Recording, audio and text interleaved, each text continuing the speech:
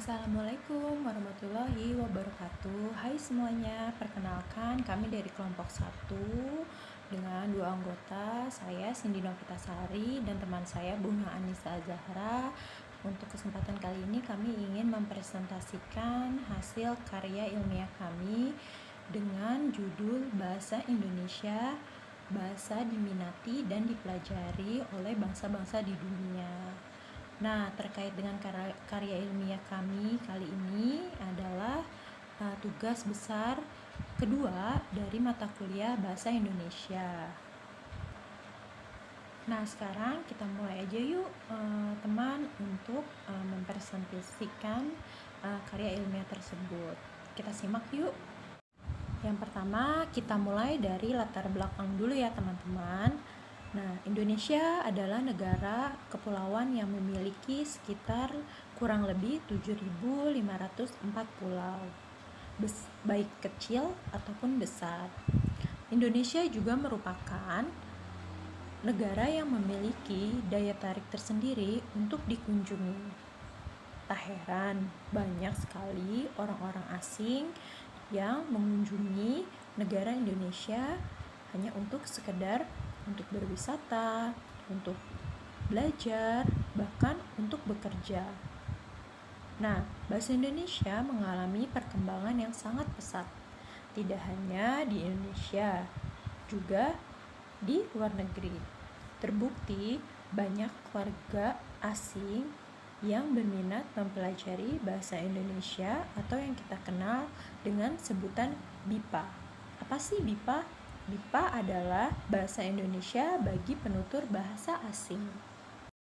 Selanjutnya kita masuk ke tahap sejarah bahasa Indonesia. Bahasa Indonesia mempunyai sejarah yang jauh lebih panjang dari negara Republik ini sendiri. Bahasa Indonesia telah dinyatakan sebagai bahasa nasional sejak tahun 1928. Jauh sebelum Indonesia merdeka, saat itu bahasa Indonesia dinyatakan sebagai bahasa pemersatu dan menggunakan bahasa Indonesia sebagai perekat bangsa saat itu. Nah, bahasa Indonesia menjadi bahasa pergaulan antara etnis atau yang dimaksud dengan lingua franca yang mampu merekatkan suku-suku di Indonesia. Selanjutnya ada fungsi bahasa Indonesia. Yang pertama, bahasa Indonesia sebagai identitas bangsa. Yang kedua, bahasa Indonesia sebagai lambang kebanggaan bangsa Indonesia. Yang ketiga, bahasa Indonesia sebagai alat komunikasi. Yang keempat, bahasa Indonesia sebagai alat pemersatu bangsa yang berbeda suku, agama, adat istiadat, dan budayanya. Nah, dari fungsi bahasa Indonesia tersebut sendiri kita bisa kita simpulkan yaitu bahasa Indonesia sebagai alat komunikasi. Contohnya dalam kehidupan kita sehari-hari kita menggunakan bahasa Indonesia untuk berinteraksi sesama teman-teman kita, sama keluarga, sama orang tua, bahkan sama rekan-rekan kerja kita sendiri. Selain itu, bangsa Indonesia sebagai identitas bangsa yaitu yang kita ketahui bangsa Indonesia ini ya bahasanya bahasa Indonesia banyak sekali diminati oleh bangsa-bangsa di dunia. Contohnya seperti Australia, Jepang, dan negara-negara lainnya. Terlepas dari fungsi bahasa Indonesia tersebut, kita lanjut ke pengertian dari bahasa Indonesia. Apa sih pengertian dari bahasa Indonesia? Oke, saya jelaskan ya. Bahasa Indonesia adalah bahasa pemersatu bagi bangsa Indonesia.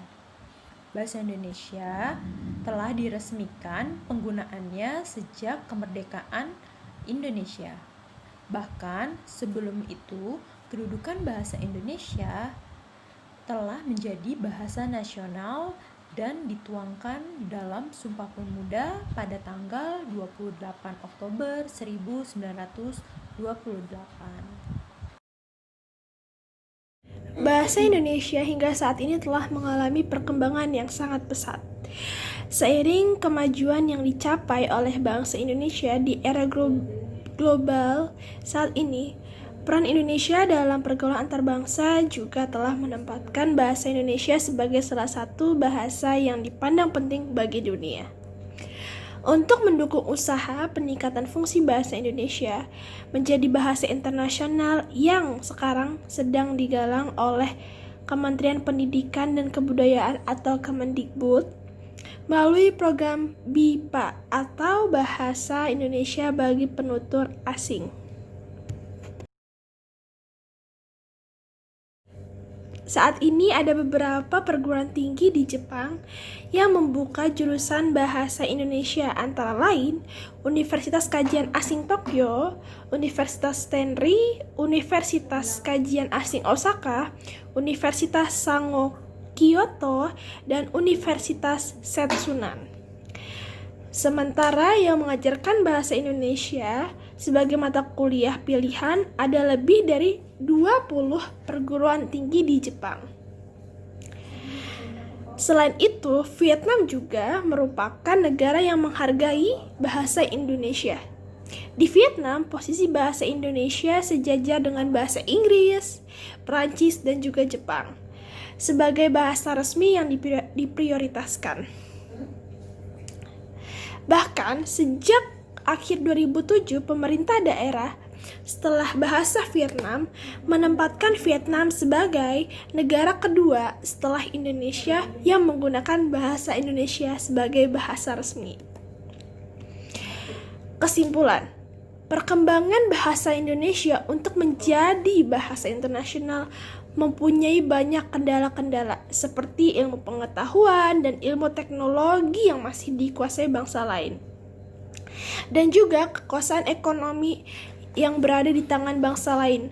Dan sebenarnya di balik kekurangan-kekurangan dari bahasa Indonesia juga memiliki kelebihan.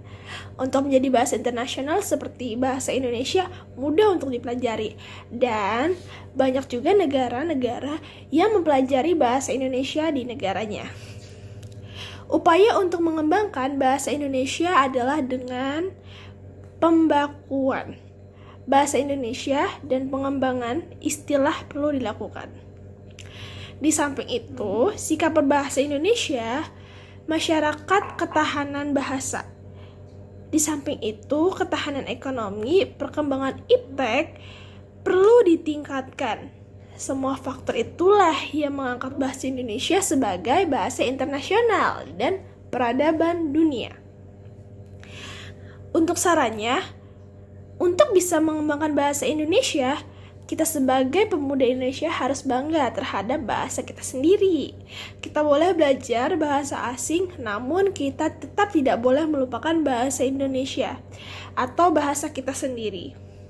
Karena kita sebagai generasi penerus bangsa yang harus bisa menciptakan suasana yang bisa membuat bangsa lain tertarik untuk mempelajari bahasa Indonesia.